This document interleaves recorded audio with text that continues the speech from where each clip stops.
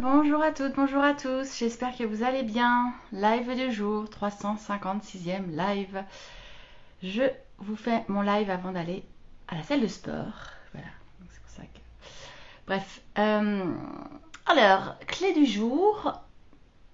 À quoi ça m'a servi le 365 jours live quand parfois ça pouvait être difficile et est-ce que finalement ça m'a servi?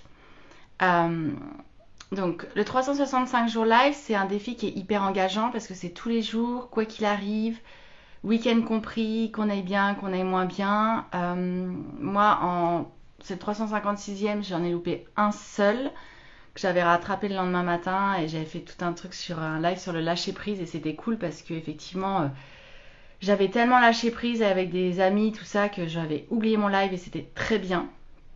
Et je me rends compte que j'en ai loupé qu'un seul au final.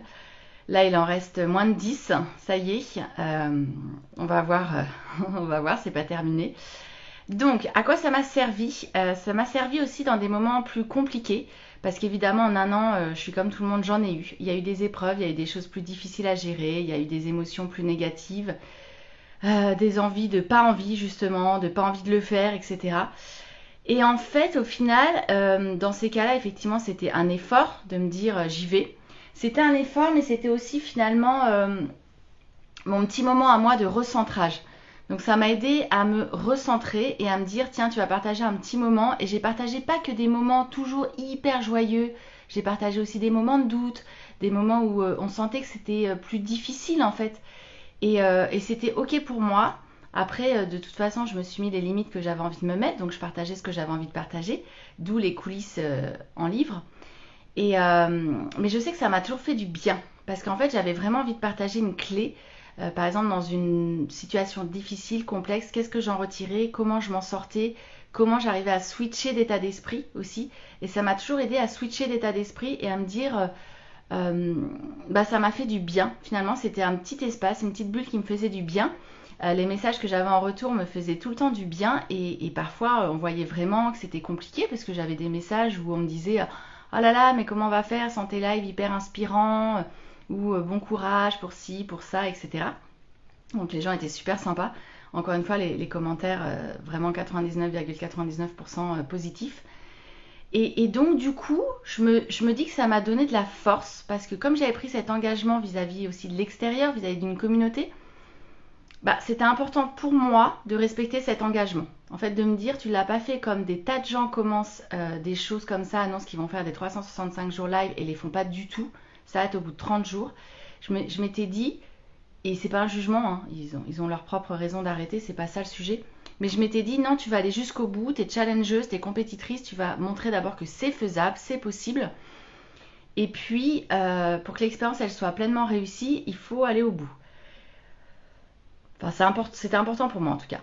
Et donc, du coup, je me dis finalement que ça a toujours été des petits coups de boost parce que j'avais pas non plus envie d'avoir un message ultra négatif dans ces moments-là. Alors, ça arrivait assez rarement hein, au final, c'est ça aussi dont je me rends compte. Et ça, c'est une fierté. C'est qu'en une année, c'est arrivé assez peu d'avoir des gros coups de mou, etc. Et quand c'est arrivé, alors je voulais pas travestir la réalité. Je voulais rester authentique. J'avais pas non plus envie de dépeindre un tableau hyper noir parce que ça me ressemble pas.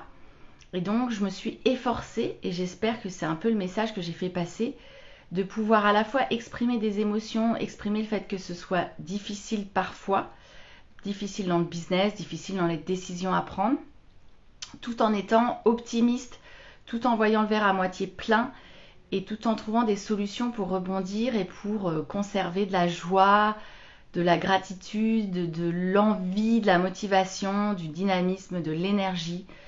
Voilà, donc c'est vraiment ça que j'essaie de faire, de partager en tout cas.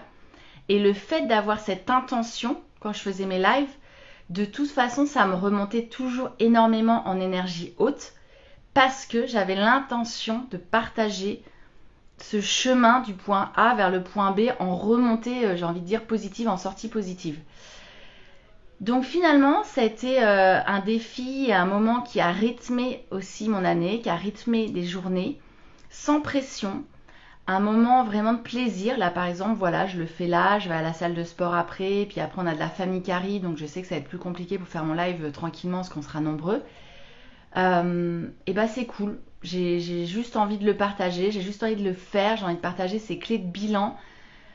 J'espère que ça vous apporte quelque chose, que ça peut vous inspirer et vous dire que c'est pas des défis qui sont juste pour faire des lives, se montrer en live, etc. Ça n'a aucun intérêt, ça.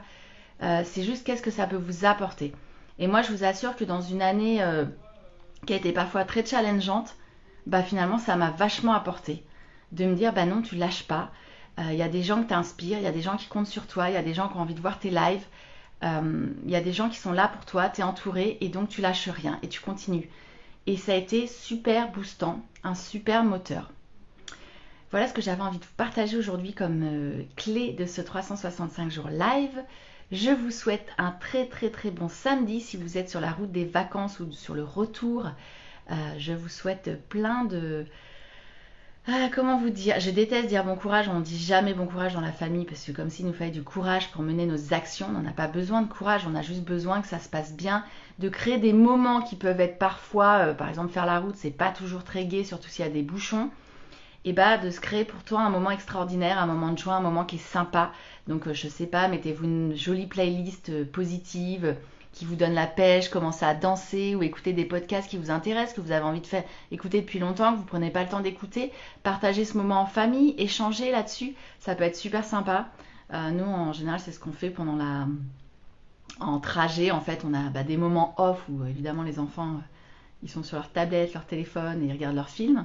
Et puis on a des moments de partage où on va écouter un podcast ensemble, où on va écouter, on va se faire un quiz musical ensemble. On aime bien faire ça, ça marche assez bien.